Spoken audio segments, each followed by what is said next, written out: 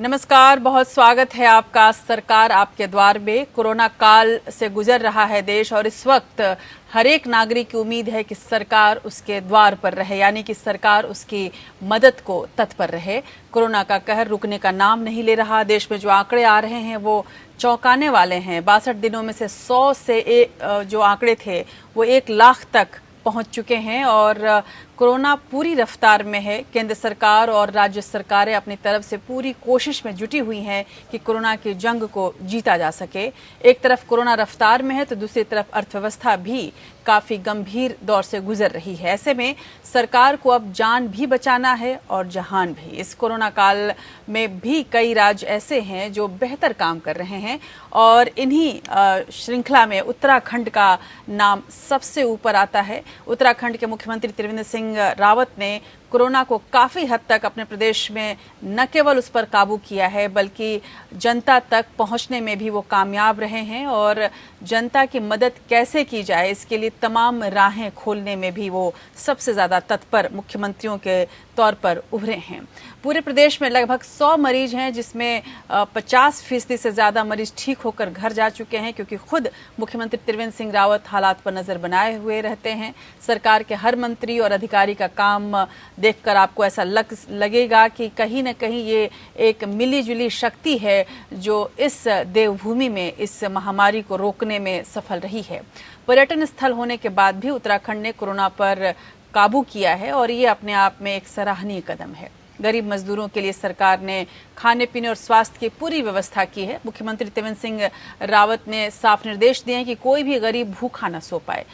मुख्यमंत्री ने दिन रात व्यवस्थाओं का जायजा लिया है और अभी तक ले रहे हैं। लगातार अधिकारियों के साथ मीटिंग चल रही है और ये सारी बातें ऐसा नहीं है कि केवल दावे हैं, आंकड़े हैं। बहुत कुछ सच्चाई जो हमारे रिपोर्टर्स भी हम तक भेज रहे हैं वो हमें देखने को मिल रहा है। लेकिन उसके बाद भी यदि किसी को कोई भी संशय हो, इसके लिए भी ज़रूरी है कि स्वयं मुख्यमंत्री से बात किया जाए। और इस वक्त हमारे साथ खुद मुख्यमंत्री त्रिवेंद्र सिंह रावत मौजूद हैं हमारे इस खास कार्यक्रम सरकार आपके द्वार में। बहुत बहुत शुक्रिया रावत जी आपका इस कार्यक्रम में, और आपसे बातचीत करना हमेशा एक अनुभव रहता है और ख़ासकर इस दौर में। हालांकि महामारी का दौर है, फिर भी मैं आपको बधाई देना चाहूँगी। जिस तरह से उम्मीद की जा रही थी, उम्मीद क्या कहूँ, आशंका थी, ये आशंका जताई जा रही थी कि पर्यटन स्थल होने के चलते यहाँ पर और ज़्यादा ये महामारी फैलेगी। कौन सी जादुई छड़ी थी आपके पास कि आपने इस तरह से इस पूरे महामारी को अपने राज्य में कंट्रोल में रखा है? पहले तो नमस्कार आश्री जी। और जादुई की छड़ी तो एक ही है कि हम डिस्टेंस बनाकर चलें और जो संक्रमण फैलाने वाले जो लोग सामने आए शुरुआत में वो जमाती थी। निश्चित रूप से शुरुआत तो हमारे जो 3 IFS उत्तर प्रदेश से यहाँ पर आए थे ट्रेनिंग करने के बाद, वो सबसे पहले संक्रमित पाए गए थे। लेकिन उसके बाद जमात की इसमें भूमिका रही और हमने उन सबसे आग्रह किया कि आप लोग सामने आ जाइए। ये कोई अपराध नहीं है, ये एक बीमारी है और ये किसी को भी ये बीमारी अपने घेरे में ले सकती, और इसलिए आप लोग सामने आइए।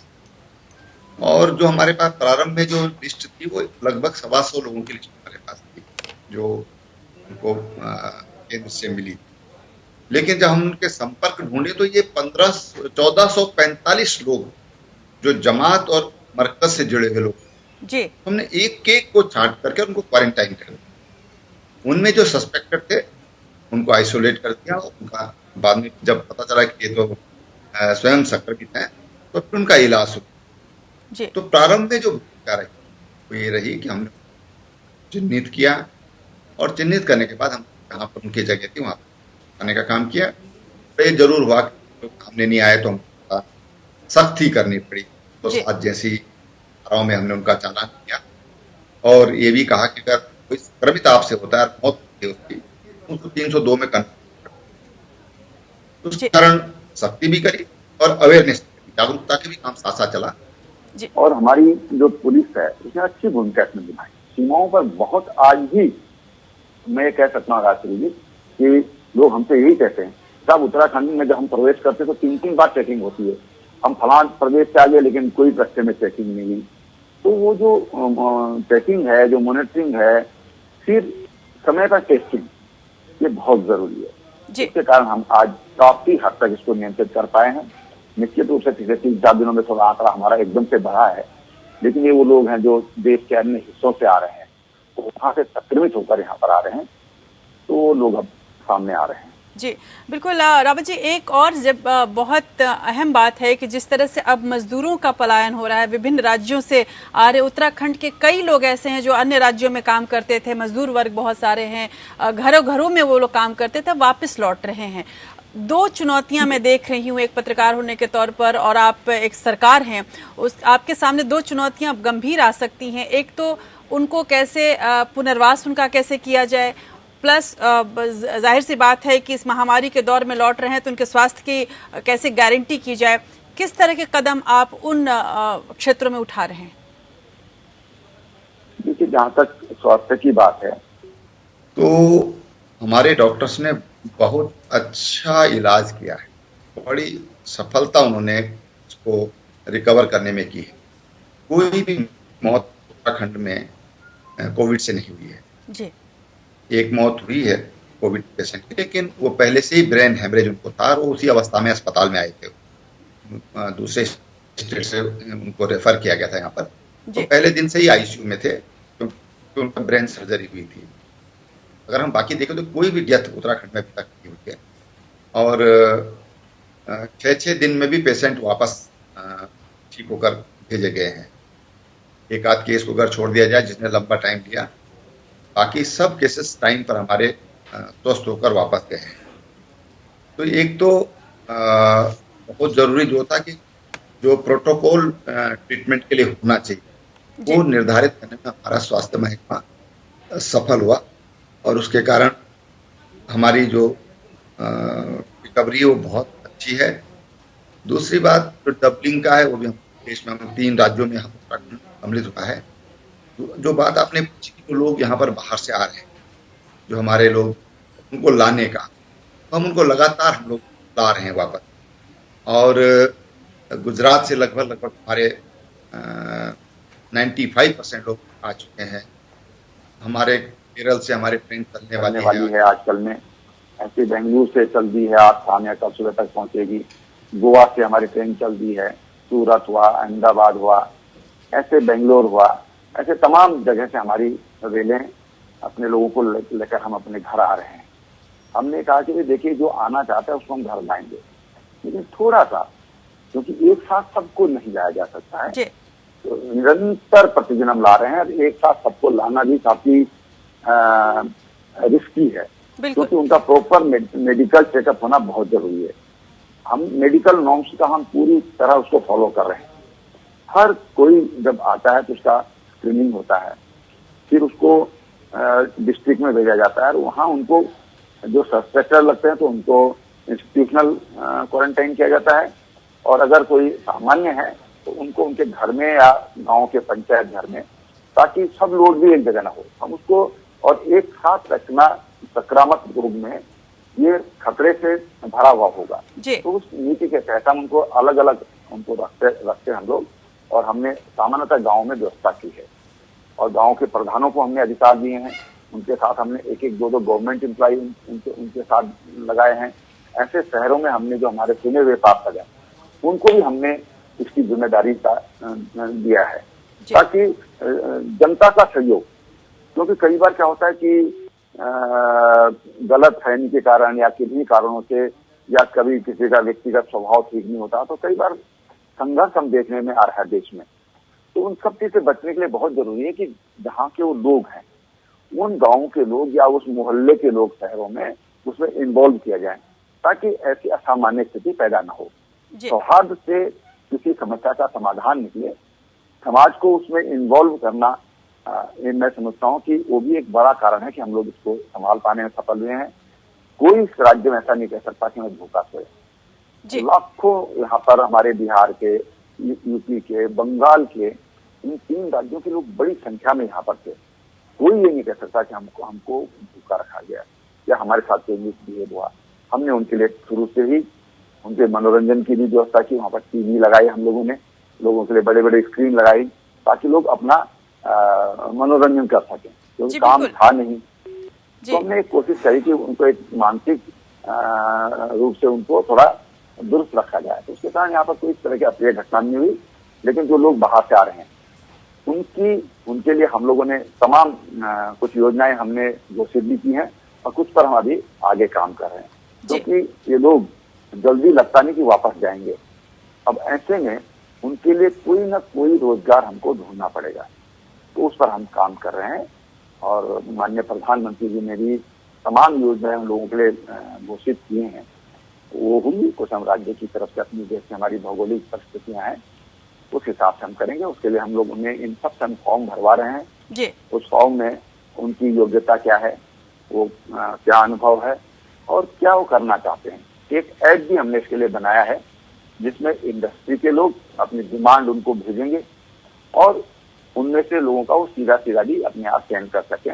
राज्य सरकार भी इसमें पूरी तरह उनको फैसिलिटेट करेगी, सहयोग करेगी कि इंडस्ट्री को उनकी आवश्यकता के मुताबिक उनको जो कर्मचारी चाहिए वो दे सके। जी, त्रिवेंद्र जी, आपसे ये जरूर जानना चाहूंगी कि जिस तरह से उत्तराखंड की भौगोलिक स्थिति देखें, आप सामाजिक स्थिति में तो आपने बहुत हद तक सौहार्द बना के रखा है, पर भौगोलिक स्थिति ऐसी है कि बहुत सारी सुविधाएं बहुत जगहों पर चाहकर भी नहीं पहुंचाई जा सकती आज भी। उसके अलावा लेकिन उसके बाद भी इस तरह से सब चीजों पर काबू पाना, इस तरह से सफलता पाना एक सराहनीय प्रयास इसको कहा जा सकता है। कौन सी ऐसी 3 चीजें हैं जो आप अपने सहयोगी मुख्यमंत्रियों को, जो काउंटर पार्ट्स हैं, अन्य राज्यों के मुख्यमंत्री हैं, उनको जरूर ये सलाह देना चाहेंगे कि इन 3 चीजों पर इस वक्त ध्यान देने की सबसे ज्यादा जरूरत है? देखिए, पहली चीज ये है कि लोग रोजगार छोड़कर आ रहे हैं, उनके लिए खाना, स्वास्थ्य की दृष्टि से उनके लिए चिकित्सा अगर आवश्यकता पड़ती तो चिकित्सा, 2 चीजें ये टॉप प्रायोरिटी होना चाहिए कि उनको खाने की दिक्कत उनके सामने ना आए। हमने राज्य में किया कि जो लोग आ रहे हैं बाहर से, हम उनको एक किट राशन का दे रहे हैं जिसमें उनका 8-10 दिन का, 15 दिन का भोजन आराम से वो कर सकें। एक तो हमने ये व्यवस्था करी। दूसरी बात यह है कि लोगों को जो आ रहे हैं बाहर से, उनको आने वाले समय में उनको हमको इंगेज रखना होगा, उनके लिए हमको कोई ना कोई काम देना होगा ताकि उस काम में वो लोग लगें। वो बहुत जरूरी है।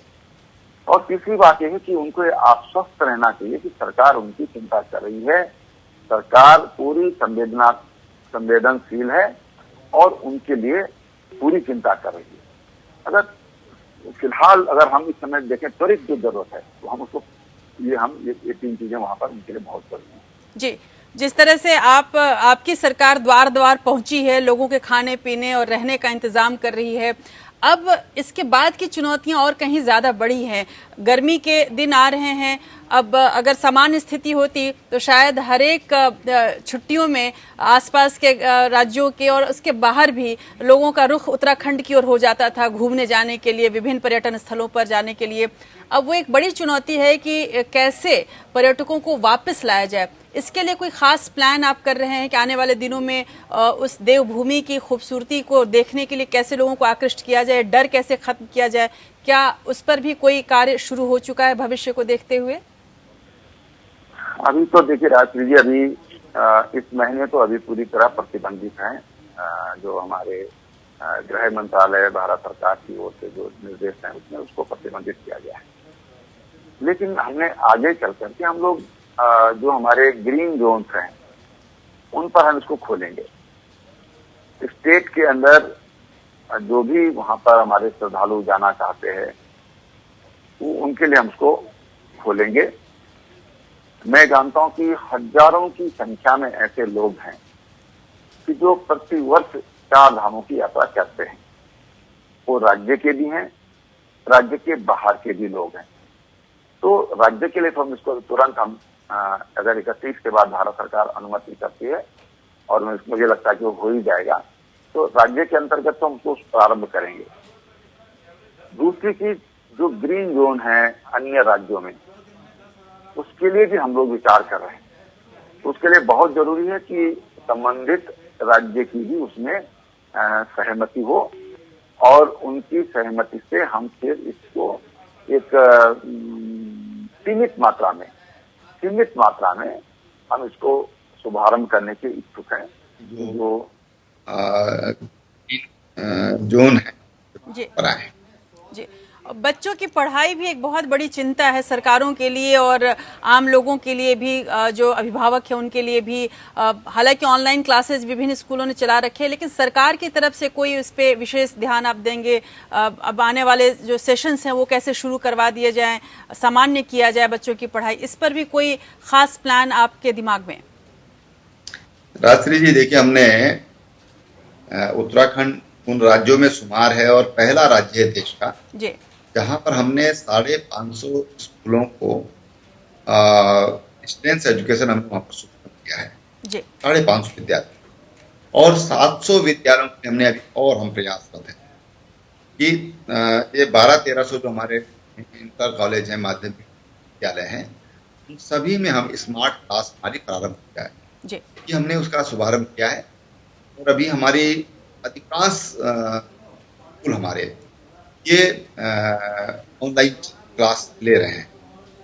अब छोटे बच्चे हैं, उनके साथ जरूर दिक्कत है। जो गरीब लोग हैं जिनके पास स्मार्टफोन नहीं है, वो दिक्कतें हैं, लेकिन हाँ, मैक्सिमम पार्ट हमारा कवर हो रहा है।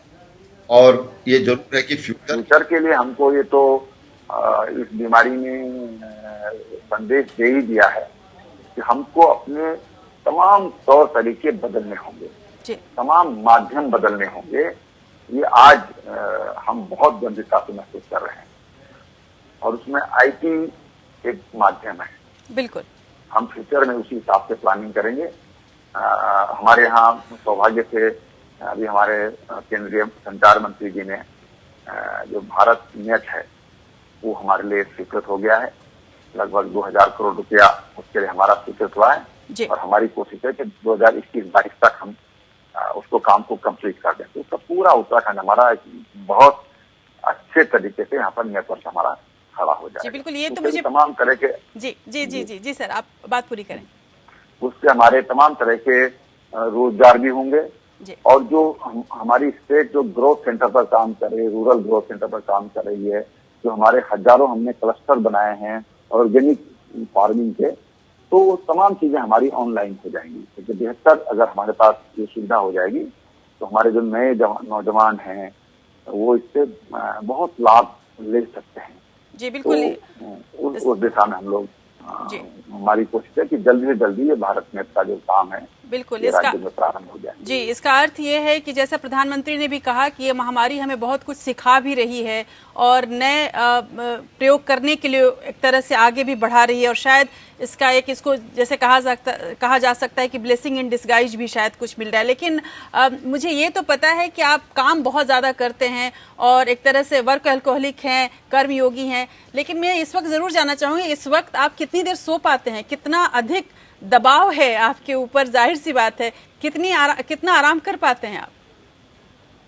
देखिए, दिनचर्या तो मेरी सामान्यतः 5.5 घंटे मैं सोता हूँ, 5.25 घंटे, 5.5 घंटे, और कभी कम सोए तो 5 घंटे जी। और ये मेरी दिनचर्या बहुत पुरानी है। जब मैं राजनीति में नहीं था तब से ही, क्योंकि मैं सामाजिक कार्यों में शुरू से ही रहा हूँ, राष्ट्रीय स्वयंसेवक संघ के कार्यकर्ता के नाते, प्रचारक के नाते। वहां तो जल्दी उठना ये उसके बगैर संघ का काम ही नहीं कर सकता है जी। वैसे वो मेरे स्वभाव में है। जहां तक दबाव की बात है तो मेरा ये मानना है कि हमको अपने काम ठीक तरीके से करना चाहिए। तो जो ये दबाव या जो तनाव हम बोलते हैं वो स्वाभाविक रूप से रिलीज हो जाता है जी। बहुत जरूरी है कि हम हमारी जो जिम्मेदारी है जी, उसको हम कितनी गंभीरता से उसका निर्वहन कर रहे हैं, हम उसको कितने समर्पण भाव से हम उसको कर रहे हैं। अगर हम पूरे मनोयोग से उस काम को करते हैं तो मुझे लगता है कि तनाव वाली चीज और दबाव वाली जो चीजें हैं वो स्वाभाविक कम हो जाती है। टीम अच्छी होनी चाहिए, जो वर्किंग हैंड जो हमारे हैं वो ठीक होना चाहिए। उनसे हमारा व्यवहार, उनसे हमारा कम्युनिकेशन, उनको समय समय पर जो मार्गदर्शन की आवश्यकता है और जो समय पर निर्णय, समय पर जी निर्णयों में विलंब नहीं होना चाहिए। समय पर निर्णय अगर हम लेते हैं तो फिर ये तमाम चीजें जो होती हैं, चिंताएं समाप्त हो जाती हैं, क्योंकि हम उसमें निर्णय ले चुके होते हैं। बिल्कुल। और आपके तो तमाम इतना कोई न दबाव है, न कोई ऐसा तनाव है। जी मेरा ये मानना है कि तनाव में हम काम नहीं कर सकते हैं। बिल्कुल। हम जितना स्वाभाविक रहेंगे तो काम में उतनी स्मूथली काम भी होंगे जी और हम लोगों को भी एक जो कहते हैं कि भाई सामने देखकर ही, किसी को देखकर ही तबीयत खुश होती है, अच्छा लगता है, जी वैसे तनाव मुक्त हो जाता है। जी। तो मैं समझता हूँ कि तनाव मुक्त रखने के लिए बहुत जरूरी है कि पहले स्वयं तनाव मुक्त रहें। जाहिर सी बात है। और इस महामारी के दौर में तो तनाव से बचने की सबसे ज्यादा जरूरत है, क्योंकि मानसिक दबाव सबसे ज्यादा आ रहा है आम लोगों पर। और आप जैसे मुख्यमंत्री हैं और आपकी सरकार जिस तरह से द्वार द्वार पहुंच रही है, ये एक बहुत बड़ी सफलता है। लेकिन इस दौर में सर मैं ये जरूर चाहूंगी कि मीडिया वालों के ऊपर, जो कि हम लोग भी लगातार आपके साथ कंधे से कंधे मिलाकर काम करने की कोशिश कर रहे हैं, आपके आपने जो भी संदेश देना चाह रहे हैं या जो भी कार्य कर रहे हैं, वो आम जनता के बीच में एक कम्युनिकेशन का एक माध्यम हम बने हुए हैं। अब किस तरह से आप इनकी भूमिका को देख रहे हैं? क्या ऐसा लगता है कि कहीं अभी भी सुधार की जरूरत है? मैं समझता हूँ कि इस समय प्रेस की जो भूमिका है, अभी तक मैं कह सकता हूँ कि अच्छी है, सकारात्मक है। और क्योंकि अगर हम चाहते हैं, इस बीमारी से मुक्ति चाहते हैं, इस बीमारी से हम लड़ना चाहते हैं, तो हमको बहुत जरूरी है कि हम पहले तो जो हमारे वॉरियर्स हैं, चाहे हमारे डॉक्टर हों, चाहे हमारे पुलिस वाले हों, चाहे हमारे पत्रकार हों, हमारे स्वच्छता कर्मी हों, या जिनकी भी ड्यूटी इस मिशन में लगाई जाती है, उनका जो मनोबल है ये ऊंचा होना चाहिए जी। हमारे कई पत्रकार महामारी के चपेट में आ गए कई शहरों में, बिल्कुल अपनी दायित्व निभाते, इसलिए उनका मनोबल ऊंचा रखना बहुत जरूरी है जी। जो हमारे प्रधानमंत्री जी ने किया, चाहे बत्ती जलाने वाला क्या हो, घंटी बजाने वाला क्या हो, या जो हमारे स्वास्थ्य कर्मी है उनके ऊपर फूल बरसाने का काम किया हो, ये इससे उनको एक मॉरल सपोर्ट मिली, एक ताकत मिली उनको कि भाई समाज हमारे साथ में खड़ा है जी। और इसलिए मैं जो हमारे मीडिया कर्मी हैं, मैं कह सकता हूँ कि बहुत अच्छी भूमिका निभाई है, बहुत अच्छी भूमिका निभाई है। और यही सकारात्मक सोच हमको कोविड से लड़ाई में सफलता की ओर पहुंचाएगी। सर बस मैं जानती हूँ कि आपके पास वक्त की कमी, बस लेकिन एक आखिरी प्रतिक्रिया आपसे जरूर जानना चाहूंगी कि जिस तरह से आपको उम्मीद है कि सभी जगह से एक सकारात्मक प्रयास होना चाहिए, सकारात्मक भूमिका सबकी होनी चाहिए, विपक्ष को क्या संदेश देना चाहेंगे अब इस दौर में, आप जहां पर सियासत अभी भी हावी है, तो एक संदेश विपक्ष के लिए? देखिए, बड़ा अजीब सा लगता है, और या तो हम इस महामारी को उतनी गंभीरता से नहीं ले पा रहे हैं, और अगर हम गंभीरता से ले रहे हैं और कुछ लोग देखिए, मैं सबको नहीं कहना चाहूंगा, कुछ लोग जिस तरह से राजनीतिकरण कर रहे हैं, तो उससे केवल नुकसान होने वाला है, ध्यान बंटने वाला है, और ध्यान बटेगा तो नुकसान होगा जी। तो मैं उनसे कहना चाहूंगा कि कृपया आप ध्यान बदलना चाहिए। आप इस हमारी प्रायोरिटी केवल एक है, हम सबका टारगेट एक होना चाहिए कि हमने इस महामारी से अपने देश को मुक्ति दिलानी है, हमने अपने समाज को जीवित रखना है, हमने उसको एक अच्छा संदेश देना है कि हम सब इस महामारी में एक हैं। ये मैसेज बहुत जरूरी है जी। बिल्कुल, समाज को उससे ताकत मिलेगी और समाज उसकी गंभीरता को समझेगा जी। तो मैं विपक्ष से अपने साथियों से ये कहना चाहूंगा कि आप इसमें सकारात्मक रहिए। मेरे राज्य में छुट एक आध दो लोगों को छोड़ दिया जाए तो मैं समझता हूँ कि जो हमारे विपक्ष के लोग हैं, जो मुख्य विपक्षी दल हैं, जी। उनकी भी काफी सकारात्मक भूमिका मैं कह सकता हूँ। और यही संदेश पूरे देश के लोगों तक पहुंचना चाहिए और विपक्ष तक तो जरूर पहुंचना चाहिए, खासकर केंद्रीय रूप से जरूर पहुंचना चाहिए। और बहुत बहुत शुक्रिया रावत जी आपका हमारे साथ इस खास कार्यक्रम में शामिल होने के लिए, और आपकी सरकार वाकई लोगों के द्वार तक पहुंची है, इसके लिए विशेष आपका शुक्रिया। और आप इसी तरह से सतत कर्मयोगी बने रहें और हमारे साथ जुड़े रहें। बहुत बहुत शुक्रिया सर आपका। और इस खास कार्यक्रम में हमने देखा कि कैसे सरकार जो है, विभिन्न राज्य सरकारें, इस श्रृंखला में हम आपके पास विभिन्न राज्य सरकारों की जो काम चल रहा है वो कैसे आम लोगों तक पहुंच पा रहा है या नहीं पहुंच पा रहा है, ये जानने के लिए सीधे राज्य के सदर यानी कि मुख्यमंत्री से ही हम बात करेंगे और उनसे एक तरह से आपके जो मन के सवाल हैं उनके सामने रखेंगे और कहाँ कहाँ कमी रही है, कहाँ कहाँ वो आगे बढ़ चुके हैं, कहाँ कहाँ काम हो चुका है, इसका पूरा हिसाब किताब आपके सामने रखने की कोशिश करेंगे। इस खास कार्यक्रम में आज बस इतना ही। फिर आपके सामने हाजिर होंगे एक नए राज्य के नए मुख्यमंत्री के साथ, लेकिन आप जुड़े रहिए अभी फिलहाल खबरों के लिए हमारे साथ। नमस्कार।